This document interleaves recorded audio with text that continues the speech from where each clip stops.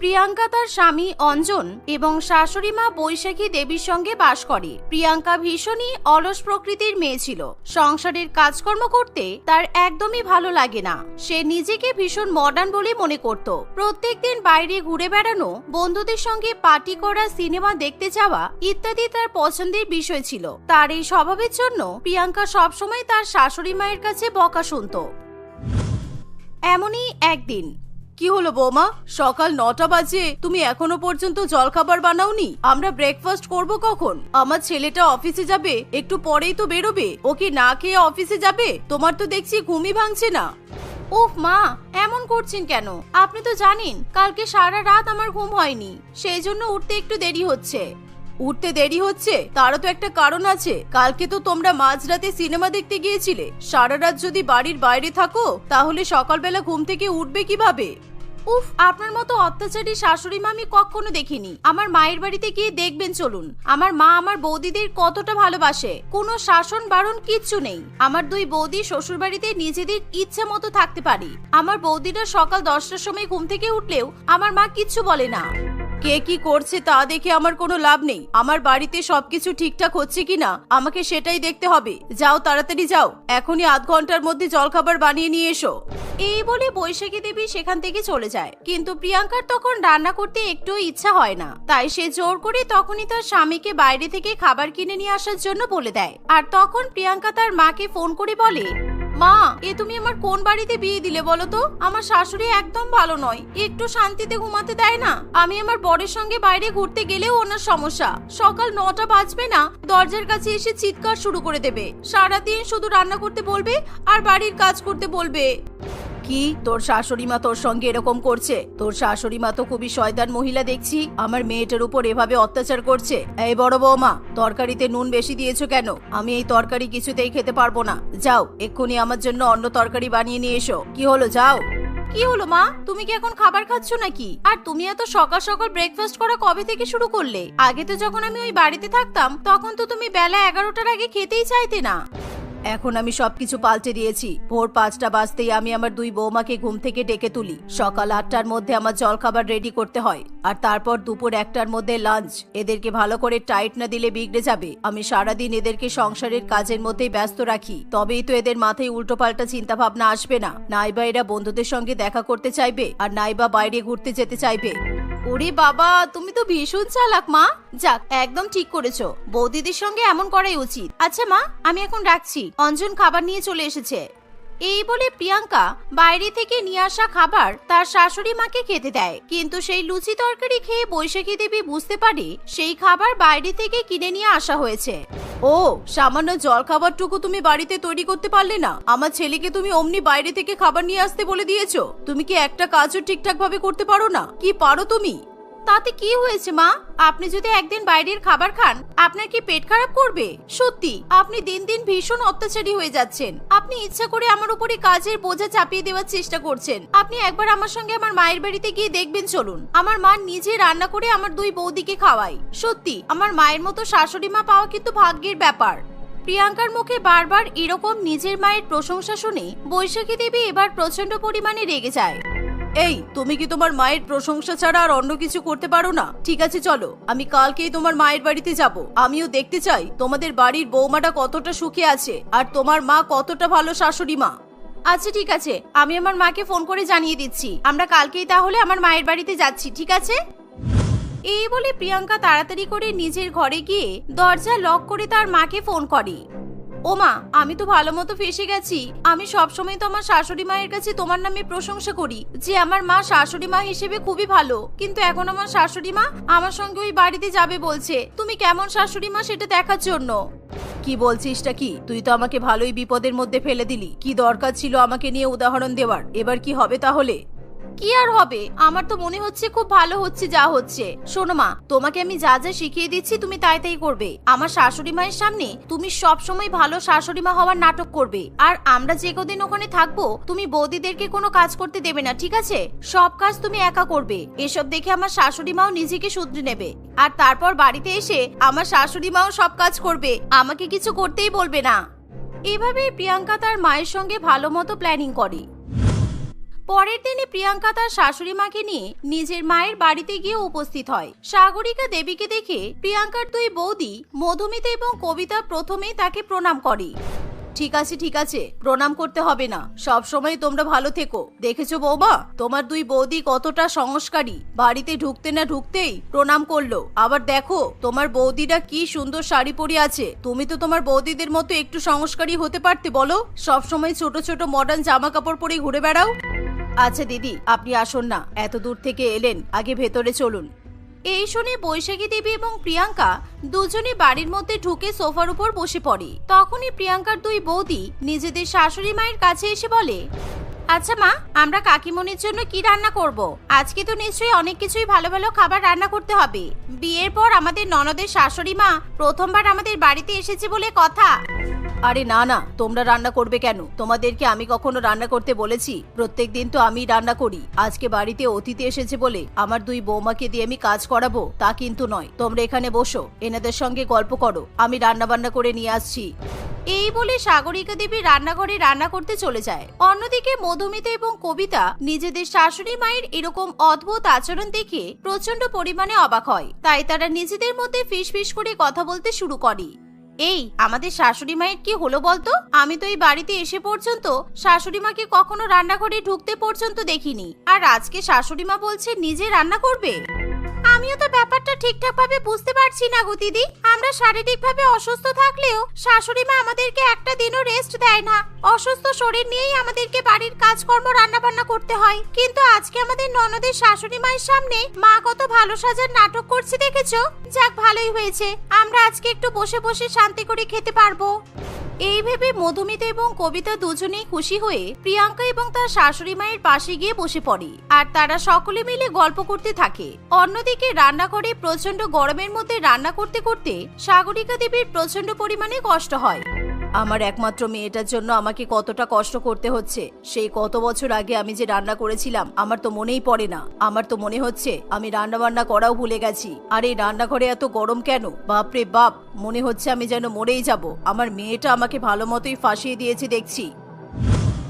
বেশ কয়েক ঘন্টা পর সাগরিকা দেবী রান্নাবান্না করে সমস্ত খাবার একে একে ডাইনিং টেবিলে নিয়ে চলে যায়। শাশুড়ি মাকে অনেক কিছু খাবার রান্না করতে দেখে মধুমিতা এবং কবিতা প্রচন্ড পরিমাণে খুশি হয়, আর তারা সবাইকে খাবার পরিবেশন করে দিতে যাবে। তখনই সাগরিকা দেবী বলে, আরে তোমরা বসো, তোমরা চারজনে একসঙ্গে খেয়ে নাও। আমি তোমাদেরকে খাবার পরিবেশন করে দিচ্ছি। তোমাদের খাওয়া হয়ে গেলে আমি সবার লাস্টে খাবো। কেন মা, আপনি লাস্টে খাবেন কেন? আপনি বসুন না, আমি খাবার পরিবেশন করে দিচ্ছি। কেন? আমি তো প্রত্যেক দিনই লাস্টে খাই, সবার শেষে খাওয়ার আমার তো অভ্যাস আছে। হ্যাঁ দিদি, জানেন তো আমি প্রত্যেক দিনই রান্না বান্না করে নিজের হাতে খাবার পরিবেশন করে আমার ছেলে আর বৌমাকে খাওয়াই, তারপর আমি সবার লাস্টে খাবার খাই। বাড়ির মায়েরা তো এরকমই হয়, তাই না? এরা আর কি করে বুঝবে? সাগরিকা দেবীর কথা শুনে প্রিয়াঙ্কা শাশুড়ি মা ভীষণ লজ্জা পেয়ে যায়। সে মনে মনে ভাবে সে হয়তো সত্যি সত্যিই প্রিয়াঙ্কার উপর বেশি পরিমাণে অত্যাচার করে ফেলে। আর ঠিক এমন সময় প্রিয়াঙ্কা ফিসফিস করে তার শাশুড়ি মায়ের কানে কানে বলে, দেখেছেন তো মা, আমার মা কত ভালো শাশুড়ি মা। আপনি জীবনে আমাকে খাবার পরিবেশন করে খাইয়েছেন। দেখুন, আমার মা নিজের হাতে খাবার পরিবেশন করে বৌমাদেরকে খাওয়াচ্ছে। বৌমার কথা শুনে বৈশাখী দেবী কি বলবে কিছু বুঝে উঠতে পারে না। এভাবেই সেদিন সারাটা দিন সাগরিকা দেবী নিজেই বাড়ির সমস্ত কাজকর্ম করে। কিন্তু রাত্রিবেলা সে যখন ঘুমাতে যায় তখন সে তার হাতে পায়ে ভীষণ পরিমাণে ব্যথা অনুভব করে।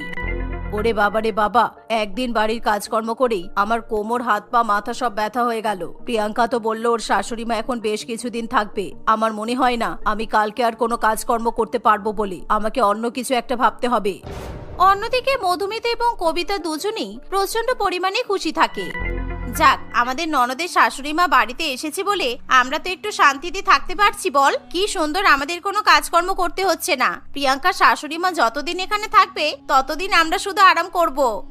হ্যাঁ দিদি, চলো আমরা ঘুমিয়ে পড়ি। আজকে এতদিন পর আমরা এত তাড়াতাড়ি ঘুমাতে পারবো, না হলে ওই বুড়িটা চালাই আমরা তো তাড়াতাড়ি ঘুমাতেই পারি না। আবার সকালবেলা ভোর 5টার সময় ঘুম থেকে ডেকে দেয়। কালকে আমাদেরকে তাড়াতাড়ি ঘুম থেকে উঠতে হবে না, চলো। এই বলে মধুমিতা এবং কবিতা নিজের নিজের ঘরে গিয়ে ঘুমিয়ে পড়ে। কিন্তু পরের দিন ভোর 5টার সময় সাগরিকা দেবী তার দুই বৌমাকে ঘুম থেকে ডেকে তোলে। তোমরা কি ভেবেছো আজকেও আমি বাড়ির সমস্ত কাজকর্ম করব? কালকে কাজকর্ম করে আমি ভীষণ অসুস্থ হয়ে পড়েছি। এখন প্রিয়াঙ্কার শাশুড়ি মা ঘুমাচ্ছে। প্রিয়াঙ্কা বলল ওর শাশুড়ি মা বেলা 9টার সময় ঘুম থেকে উঠবে। তোমরা 9টা বাজার আগে বাড়ির সমস্ত কাজকর্ম, সকালের রান্না বান্না, দুপুরের রান্না বান্না সব কমপ্লিট করে নেবে। আর হ্যাঁ, সব কাজ হয়ে গেলে তোমরা তোমাদের ঘরে গিয়ে ঘুমানোর নাটক করবে। আর বেলা 10টার আগে তোমরা কিন্তু নিজেদের ঘর থেকে বেরোবে না। মা, আপনি শুধু শুধু এরকম নাটক করছেন কেন? আপনি প্রিয়াঙ্কা শাশুড়ি মায়ের কাছে ভালো সাজার চেষ্টা করছেন আর আমাদের উপর এভাবে কাজের বোঝা চাপিয়ে দিচ্ছেন। একদম বেশি কথা বলবে না। এখনই খুন্তি গরম করে মুখে চাকা দেব। কদিন আগে আঙুল পুড়িয়ে দিয়েছিলাম, ভুলে গেছো তোমরা? আমি যা বলবো তাই শুনবে। শাশুড়ি মায়ের মুখে এমন কথা শুনে মধুমিতা এবং কবিতার মন খারাপ হয়ে যায়। অন্যদিকে সাগরিকা দেবী তার দুই বৌমার উপর অর্ডার করে নিজে ঘুমাতে চলে যায়। বেলা 9টার সময় বৈশাখী দেবী এবং প্রিয়াঙ্কা ঘুম থেকে উঠলে সাগরিকা দেবী প্রিয়াঙ্কা ও তার শাশুড়ি মাকে খাবার পরিবেশন করে দেয়। কি হলো দিদি, আপনার দুই বৌমাকে তো দেখতে পাচ্ছি না। ওরা খাবে না? না না, ওরা তো এখনো ঘুম থেকেই ওঠেনি। ওরা প্রত্যেকদিন বেলা 10টার সময় ঘুম থেকে ওঠে। আমি ঘুম থেকে উঠে সমস্ত কাজকর্ম করে রান্না বান্না করে রেখে দিই। ওরা তো শুধু ঘুম থেকে উঠে খাবার খায়। আর কত মিথ্যা কথা বলবেন আপনি? আপনি আপনার দুই বৌমার সঙ্গে কেমন ব্যবহার করেন আমি সেটা জেনে গেছি। ভোরবেলা আপনি যখন আপনার দুই বৌমাকে ধমক দিচ্ছিলেন তখন আমি এই ভিডিও রেকর্ডিংটা করেছিলাম। ভাগ্যিস আমার সেই সময় টয়লেট পেয়েছিল, না হলে আসল সত্যিটা তো আমি জানতেই পারতাম না। সেই ভিডিও রেকর্ডিং দেখে প্রিয়াঙ্কা এবং তার মায়ের মুখ পুরোপুরি বন্ধ হয়ে যায়। তারা কি বলবে কিছুই বুঝে উঠতে পারে না। কি হলো বৌমা, কি ভেবেছো তোমাদের নাটক আমি ধরতে পারবো না? তোমার মাকে দেখার পর আমার মনে হচ্ছে আমি তোমার মায়ের থেকে অনেক বেশি ভালো শাশুড়ি মা। তোমার মা তো একেবারে জল্লাদ। তোমার বৌদিদের কখনো হাত পুড়িয়ে দেয়, কখনো মুখ পুড়িয়ে দেয়। আর আমি কি তোমার সঙ্গে কখনো এরকম করেছি? আমি যথেষ্ট বেশি স্বাধীনতা দিয়ে রেখেছি তোমাকে, তারপরও তোমার কাছে আমি খারাপ। বৈশাখী দেবীর কথা শুনে প্রিয়াঙ্কা এবং তার মা দুজনেই নিজেদের ভুল বুঝতে পারে। তাই প্রিয়াঙ্কা এবং তার মা দুজনেই বৈশাখী দেবীর কাছে ক্ষমা চায়। সেদিনই প্রিয়াঙ্কা এবং তার শাশুড়ি মা নিজেদের বাড়িতে ফিরে যায়। আর বাড়িতে ফিরে গিয়ে প্রিয়াঙ্কা ভালো বৌমার মতো সমস্ত কাজকর্ম করতে থাকে। অন্যদিকে সাগরিকা দেবীও তার দুই বৌমার উপর এখন কোনো রকম ভাবে অত্যাচার করে না। রুমকি মাত্র 2 মাস আগে বিয়ে করে তার শহুরে শ্বশুর বাড়িতে এসেছে। এর আগে রুমকির বাসস্থান ছিল প্রত্যন্ত এক গ্রামীণ অঞ্চলে। সেখানে শীত, গ্রীষ্ম, বর্ষা সমস্ত ঋতুই রুমকি অত্যন্ত আনন্দ করে কাটাতো। শ্বশুর বাড়িতে আসার পরে রুমকি নিজের ছেলে মানুষগুলো অনেক কমিয়ে দিলেও তার প্রিয় ঋতু শীতকাল আসার উচ্ছ্বাসটা সে তার মন থেকে কমাতে পারে না। শহরে শীতকালে তেমন কোনো মজা নেই। না আছে সবাই মিলে একসঙ্গে মাঠে বসে আগুন পোহানো, আর না আছে খেজুর গাছ থেকে খেজুরের রস পাড়তে যাওয়া, আর নাইবা আছে সকালবেলা কুয়াশা ঘন রাস্তায় শিশির ভেজা ঘাসের উপর হেঁটে আনন্দ করা। আমাকে একটু কয়েকদিনের জন্য গ্রামে নিয়ে যাবে গো, অন্তত 2-3 দিনের জন্য। এই শীতকালটা একটু গ্রামে না যেতে পারলে আমার শান্তি হবে না, জানো। আমার পক্ষে এখন ছুটি নেওয়া একদমই সম্ভব হবে না। এমনিতেই বিয়ের জন্য বেশ অনেকগুলো দিন ছুটি নিতে হয়েছে। এরকম ঘন ঘন ছুটি নিলে কাজটাই তো থাকবে না। আমার তো এভাবে বদ্ধ ঘরে বসে শীতকাল কাটানোর অভ্যাস নেই। সেই কারণেই বলছিলাম যদি অন্তত আমাকে 2 দিনের জন্য নিয়ে যেতে আমার খুব ভালো লাগতো। এটা নয় আমাদের বিয়ের প্রথম শীতকাল, তাই তোমার এত বাড়ি যাওয়ার ইচ্ছে করছে আমি মানছি। কিন্তু এর পরের শীতকালগুলো কি করবে? সেগুলো তো তোমাকে এই বদ্ধ ঘরের মধ্যেই কাটাতে হবে। কারণ প্রত্যেক বছর শীতকালে তোমাকে তোমার গ্রামের বাড়িতে নিয়ে যাওয়া আমার পক্ষে কতটা সম্ভব হবে সেটা তো আমি জানি না। তারা নিজেদের মধ্যে কথা বলছে এমন সময় পরাগের বোন পিয়ালি সেখানে চলে আসে। পিয়ালি রুমকিকে একেবারেই পছন্দ করে না। পিয়ালির ইচ্ছে ছিল তার প্রিয় বান্ধবী অনুষ্কার সঙ্গে তার দাদার বিয়েটা হোক, কিন্তু তাদের বাবা গ্রামে গিয়ে যে এত বড় অঘটন ঘটাবে এটা তারা কেউই বিশ্বাস করতে পারেনি। পরাগের বাবা চিন্ময় বাবু কাউকে কিছু না জানিয়েই রুমকি এবং পরাগের বিয়ে ঠিক করে বাড়ি ফিরে এসেছিল। আর সেই দিন থেকেই পিয়ালি রুমকিকে একেবারেই সহ্য করতে পারে না। তোমাদের গ্রামের লোকেরা এরকম নাটক করে বুঝি? না মানে শীত, গ্রীষ্ম, বর্ষা তো প্রত্যেক বছরই ঘুরে ঘুরে আসে, তাও সেগুলোর জন্য এত ঢং কিসের? ঢং নয় পিয়ালি, আমি সত্যিই মন থেকে চাই শীতের অন্তত 2 দিন গ্রামে গিয়ে মজা করতে। তুমিও চলো আমার সাথে, দেখবে খুব আনন্দ হবে। তারপর থেকে প্রত্যেক বছর তুমি গ্রামে যেতে চাইবে। একেবারে যেতে চাইবো না, আর এখনো যেতে চাই না আমি। তুমি জানো না মা বাবার দুজনেরই শরীর খারাপ। তুমি এখন গ্রামে যেতে চাইলে আমি একা দুজনের খেয়াল রাখতে পারবো। তাহলে তুমি বোনের সাথে কথা বলে নাও, আমি আসি, আমার অফিসে যেতে দেরি হয়ে যাচ্ছে। এই বলে পরাগ সেখান থেকে চলে যায়। মাত্র 2 দিনের জন্য তুমি একটু বাবা মায়ের খেয়াল রাখতে পারবে না? মাত্র 2 দিন? সারা বছর তো আমিই দেখবো বলো। তোমার তো দেখছি গ্রামে যাওয়ার প্রচন্ড ইচ্ছা। ঠিক আছে, আমি তোমাকে গ্রামে যেতে দেব, কিন্তু তার জন্য আমি তোমাকে যা যা বলবো তোমাকে সেগুলোই করতে হবে। কোনো কাজে না করলেই তোমার গ্রামে যাওয়া ক্যান্সেল। পিয়ালির কথা শুনে রুমকি খুবই খুশি হয়ে যায়। সে পিয়ালির কথা মতো কাজ করতেও রাজি হয়। দেখতে দেখতে শীত যত জাঁকিয়ে বসে, রুমকির গ্রামে যাওয়ার ইচ্ছাও তত প্রবল হতে থাকে। সে পিয়ালির কাছে এসে তাকে গ্রামে নিয়ে যাওয়ার কথা বললেই হয়। পিয়ালি তার কথা এড়িয়ে যায়, আর না হয় তাকে ধমক দিয়ে চুপ করিয়ে দেয়। এভাবেই বেশ কয়েকদিন কাটে। শীতে হু হু করে কাঁপতে কাঁপতেও রুমকিকে ঘরের সমস্ত কাজ সামলাতে হয়। কিন্তু তবুও সে পিয়ালিকে একবারও জিজ্ঞাসা করতে ভোলে না যে পিয়ালি তাকে দিয়ে আর কি কি কাজ করাতে চায়। একদিন পিয়ালির সঙ্গে দেখা করতে তার বান্ধবী অনুষ্কা তাদের বাড়িতে আসে। আরে বাবা, বলে দে না, ওকে দিয়ে তুই কি করাতে চাস? তাহলে তো এভাবে আর তোর মাথা খেতে আসবে না। বল, তুই নিচে কোনো কাজও করাচ্ছিস না, আর ও সারাদিন এরকম ঘ্যান ঘ্যান করে যাচ্ছে। আমি তো প্ল্যান করেছি এভাবেই গোটা শীতকালটা কাটিয়ে দেব। এটাই বাড়ি তোর প্রথম শীতকাল। ও ভাবলো কি করে আমি ওকে গ্রামের বাড়িতে যেতে দেব? অতই সস্তা নাকি সবকিছু? তুইও যা বোকা। তুই যদি ওকে গ্রামে পাঠিয়ে দিস, তাহলে আমি, তুই, পরাগ, আমরা সবাই মিলে একসঙ্গে এই শীতকালটা এখানে মজা করে কাটাতে পারবো। পিকনিকেও তো যেতে পারবো। এটা অবশ্য তুই খারাপ বলিসনি।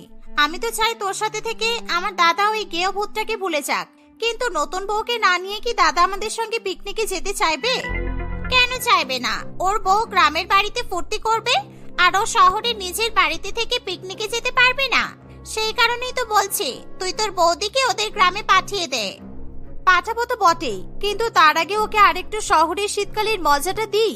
আফটার অল এটা ওর শ্বশুর বাড়িতে প্রথম শীতকাল বলে কথা। এই বলেই তারা দুই বান্ধবী হাসাহাসি করতে থাকে। পিয়ালি কিভাবে রুমকিকে ফাঁদে ফেলবে সেই সব ছক তারা কষতে থাকে।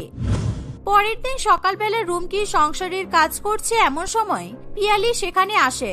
পিয়ালি সচরাচর রান্নাঘরের দিকে আসে না, কিন্তু সেদিন এত ভোর থাকতে পিয়ালি সেখানে এসেছে দেখে রুমকি বেশ অবাক হয়। দেখো, কাল রাতে আমি মায়ের সঙ্গে কথা বলেছি, আর আমি জানতে পেরেছি যে আমাদের বাড়িতে বেশ কিছু নিয়ম আছে। সেগুলো তখনই ব্যবহার করা হয় যখন কেউ পুরনো চলতে থাকা নিয়মগুলো ভাঙে, আর সেগুলোর কথা বলতেই আমি তোমার কাছে এলাম। কিন্তু আমি তো কোনো নিয়ম ভাঙিনি, তাহলে আমাকে বলতে এলে কেন? ভাঙনি তো কি হয়েছে, এবার তো ভাঙবে। বিয়ের প্রথম বছরে শীতকাল শ্বশুর বাড়িতে না কাটিয়ে তুমি তোমার গ্রামের বাড়িতে যেতে চাইছো। এর থেকে বড় নিয়ম ভাঙা আর কি হতে পারে? আচ্ছা, তাহলে বলো আমাকে কি করতে হবে। তোমরা যা বলবে আমি তাই করব। আমি ওই নিয়মগুলো মানতে কোনো ত্রুটি রাখবো না। প্রত্যেকদিন সকালবেলা ঘুম থেকে উঠে নিজে ঠান্ডা জল দিয়ে ভালো করে সারা বাড়িটা ধোবে, তারপর মুছবে। গরম জলে স্নান করবে না তুমি, আর যতটা সম্ভব শীতের পোশাক না পরার চেষ্টা করবে। এইরকম চললে তো আমি আমার গ্রামের বাড়িতে যাওয়ার আগেই মারা যাব। বাকি সবকিছু আমি মেনে নিলাম, কিন্তু শীতের পোশাক কেন পরতে পারবো না আমি? সারাদিন তো রান্নাঘরেই থাকবে, আগুনের তাপে তো তোমার গরম লাগার কথা। এরপরেও তোমার শীতের পোশাক লাগবে, আর তোমার দোষ কাটানোর জন্যই তো এত কিছু করা হচ্ছে। এখনো তো আর একটা জিনিস তোমাকে বলাই হয়নি। এখনো কিছু বলা বাকি আছে? এরপরে আর কি করতে বাকি থাকতে পারে? আমি যে বললাম গরম জলে স্নান করবে না, তার জন্য কিন্তু তুমি আবার এটা বুঝে বসবে না যে তুমি বেলার দিকে রোদ মাথার উপর চললে তবেই স্নান করতে পারবে। সকালবেলা 5টার মধ্যেই তোমাকে স্নান সেরে ফেলতে হবে, তারপরে ঘরের বাকি কাজ করবে। মা বলে দিয়েছে রাতে জামা কাপড়ে ঘরের কোনো কাজে হাত দিতে পারবে না, তাহলে নাকি তোমার দোষ কাটবে না। আমি শুধু গ্রামে যাব বলেই তোমরা আমার সাথে এরকম করছো? আমার কি নিজের বাড়িতে যেতে ইচ্ছা করতে পারে না? তুমি আমাকে যেগুলো বললে সেগুলো কি ঠিক? এটা তো এই বাড়িতে আমার প্রথম শীতকাল, সেখানেও আমাকে দিয়ে এত কিছু করাবে? প্রথম শীতকালেই তুমি বাপের বাড়িতে যেতে চাইছো বলেই তো এত কিছু করানো হচ্ছে। এই পদ্ধতির সব থেকে বড় নিয়ম হচ্ছে তুমি বাড়ির পুরুষ মানুষদের এই নিয়ম পদ্ধতির ব্যাপারে কিছু বলতে পারবে না। আর মা বলেছে মাকে বারবার গিয়ে বিরক্ত করবে না, যা জিজ্ঞাসা করার আমাকেই জিজ্ঞাসা করবে। এসব আমাকে কতদিনের জন্য করতে হবে? সমস্ত কাজ তোমাকে 7 দিন ধরে করতে হবে। 7 দিনের আগে ভেঙে গেলে আবার নতুন করে 7 দিনের জন্য করতে হবে। রুমকি সত্যিই বুঝে উঠতে পারে না সে কি করবে, কিন্তু একবারে শীতকালে তার গ্রামে যাওয়ার জন্য তাকে যদি এসব কাজ করতেই হয়, এবার সে তাতেও রাজি। পরের দিন সকাল থেকেই রুমকি কাঁপতে কাঁপতে ঘরের বাইরে বেরিয়ে ঠান্ডা জলে স্নান করে। তারপর সারা বাড়ি ঠান্ডা জল দিয়ে মুছে পরিষ্কার করে, জামা কাপড়ও কাচে এবং আরো বাকি সমস্ত কাজ করে। এত কিছুর মধ্যে এই প্রচন্ড ঠান্ডাতেও সে কিছুতেই গায়ে একটা সোয়েটার বা একটা চাদর নিতেও রাজি হয় না। এইভাবে দু একদিন চলার পরে পুরো ব্যাপারটাই পরাগের চোখে পড়ে। তোমার কি মাথাটা একেবারেই খারাপ হয়ে গেছে? এইভাবে তো তোমার নিউমোনিয়া হয়ে যাবে। প্রত্যেকদিন সকালবেলা উঠে স্নান করছো, সোয়েটার পরছো না। তুমি কি আমাদের বিয়ের বছরের প্রথম শীতকালটাই নিজের জীবনের শেষ শীতকাল বানাতে চাইছো? আরে এই শীতে তেমন কিছু নয়, তোমরা তো শহরে থাকো, শীত বুঝতেই পারো না। আমি এর থেকে আরো ভয়ানক ঠান্ডা আমাদের গ্রামে কাটিয়েছি। ওই ঠান্ডার কাছে এই ঠান্ডা তো কিচ্ছু না, তাই আমার সোয়েটার পরতে ইচ্ছে করছে না। তুমি তো এই কথাটা বলতে বলতেই কাঁপছো। কে বলবো তোমার ঠান্ডা লাগছে না? আর এখন কোনো কাজই করতে যেতে হবে না, চুপচাপ ঘরে বসো, আমি হিটারটা চালিয়ে দিচ্ছি। এখন আমার বসার সময় নেই, এখনো অনেক কাজ বাকি আছে। বাড়িটা ভালো করে মুছতে হবে তো। তুমি আরো কিছুক্ষণ বিশ্রাম করো, আমি একেবারে চা করে তোমাকে ডাকবো, কেমন? এই বলে রুমকি ঘরে চলে যায়। সে কাজ করতে করতে চোখের জল ফেলতে থাকে, কারণ শীত তখন অনেকটাই পড়ে গেছে। কিন্তু তবুও সে নিজের কাজ থামায় না। রুমকি গ্রামের বাড়িতে গিয়ে তার বন্ধু বান্ধব ভাই বোনেদের সঙ্গে বাড়ির পেছনের বাগানে বসে আগুন পোহাচ্ছে, তার মায়ের হাতের বানানো পিঠে খেজুরের রসে ডুবিয়ে খাচ্ছে। এসব ভাবতে ভাবতে রুমকির মনের উৎসাহ যেন আরো বেড়ে যায়। প্রচুর ঠান্ডাও তাকে কাবু করতে পারে না। এর মধ্যে পিয়ালির সঙ্গে দেখা করতে তার বান্ধবী অনুষ্কা আবার তাদের বাড়িতে আসে। তোকে বলেছিলাম ওকে ওর বাপের বাড়িতে পাঠিয়ে দে, কিন্তু এখন আমার মনে হচ্ছে তুই একেবারে ওকে স্বর্গে পাঠানোর বন্দোবস্ত করেছিস। ওই তো বলে শীত নাকি ওর পছন্দের ঋতু, শীতকাল নাকি ওর সবচেয়ে ভালো লাগে। ঠান্ডার মধ্যে গ্রামের বাড়িতে না গেলে নাকি ওর শান্তি হবে না। নিজের সব ভালো লাগা জিনিস একসঙ্গে করতে গেলে এটুকু তো করতেই হবে, তাই না? যদি তোর দাদা জানতে পারে তাহলে তোকেই নাই বাড়ি থেকে সারা জীবনের মতো বের করে দেয়। চুপ কর তো, কিচ্ছু হবে না। এই গেও ভূতটাকে আমি এমন শিক্ষা দেব, ও একবার গ্রামে গেলে আর কোনোদিনও আমাদের বাড়িতে ফিরে আসতে চাইবে না। তারপর ঠিক সময় বুঝে তোর সঙ্গে আমার দাদার বিয়েটা আমি দিয়ে দেব। তার জন্য কিন্তু একটু কলকাঠি পোড়াতে হবে, আগেই বলে দিলাম। দেখতে দেখতে আরো বেশ কয়েকদিন কাটে। রুমকে একেবারে পিয়ালির কথা মতো 7 দিন পর্যন্ত টানা ঠান্ডাকে অগ্রাহ্য করে সমস্ত কাজ করতে থাকে। সে কখনো স্বপ্নেও ভাবেনি যে শ্বশুর বাড়িতে তার প্রথম শীতকাল এত কষ্ট করে কাটবে, কিন্তু তবুও সে সমস্ত কষ্ট মুখ বুজে সহ্য করতে থাকে, শুধুমাত্র একবার তার গ্রামের বাড়িতে যাওয়ার জন্য। 7 দিনের সমস্ত কাজ শেষ হয়ে গেলে রুমকি পিয়ালির কাছে আসে। তুমি যা বলেছো আমি সব করেছি, এবার আমাকে আমার গ্রামের বাড়িতে নিয়ে চলো। আমার মা পিঠে বানিয়েছে, সবাই শীতকালে রাস্তায় বেরিয়ে ব্যাডমিন্টন খেলছে, বাগানে বসে সবাই আগুন পোহাচ্ছে। মিঠু আর রাজু সকাল সকাল খেজুরের গুড় আনতে চলে গেছে। এসব তুমি কি বলছো? কি হলো, উত্তর দাও। পিয়ালি আরো কিছু প্রশ্ন করতে যাবে, তার আগেই রুমকি মাথা ঘুরে মাটিতে পড়ে যায়। পিয়ালি প্রচন্ড ভয় পেয়ে যায়। সে তাড়াতাড়ি করে সবাইকে ডাকে। সবাই মিলে রুমকিকে হাসপাতালে নিয়ে যায়। তার অবস্থা দেখে ডাক্তার এবং নার্সেরা সঙ্গে সঙ্গে তার চিকিৎসা শুরু করে দেয়। আপনার স্ত্রীর এরকম সাংঘাতিক অবস্থা হলো কি করে? নিউমোনিয়ার এরকম ভয়ানক কেস আমি তো কখনোই দেখিনি। এখন আমাদের ওষুধের থেকে উপরওয়ালার আশীর্বাদ ওর জন্য অনেক বেশি দরকারি। উপরওয়ালাকে ডাকুন। কিরকম কপাল আমার ছেলেটার, মাত্র 3 মাস হয়েছে বিয়ে হয়েছে, কোথায় শান্তিতে ঘর সংসার করতে পারবে তা নয়, এসব গ্রামের অপুষ্টিতে ভোগা আর রুগ্ন মেয়ে আমাদের বাড়ির বউ হওয়ার যোগ্য নয়।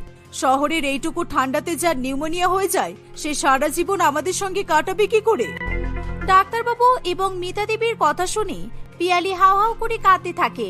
সে সবাইকে সমস্ত সত্যি কথা বলে দেয়। সব কথা শুনে তার বাড়ির প্রত্যেকেই তার উপর প্রচন্ড পরিমাণে রেগে যায়। সে বারবার করে ক্ষমা চাইলেও কেউ তাকে ক্ষমা করতে রাজি হয় না। একটু আগে আমার বলা সমস্ত কথা আমি ফিরিয়ে নিচ্ছি পরাগ, তুই আমাকে ক্ষমা করে দে। আমি তোর বোনকে সঠিক শিক্ষা দিয়ে মানুষ করতে পারিনি। আমি উপরওয়ালাকে ডাকছি যেন বৌমা প্রাণে বেঁচে যায়। ও সুস্থ হয়ে বাড়ি ফিরে এলে আমরা সবাই ওকে নিয়ে ওর গ্রামের বাড়িতে যাব। এভাবেই তারা অধীর আগ্রহে ডাক্তারবাবুর অপেক্ষা করতে থাকে। বেশ কয়েক ঘন্টা পরে ডাক্তার এসে জানায় যে রুমকি এখন বিপদ মুক্ত, আর কয়েকদিন বিশ্রাম নিলেই সে ঠিক হয়ে যাবে।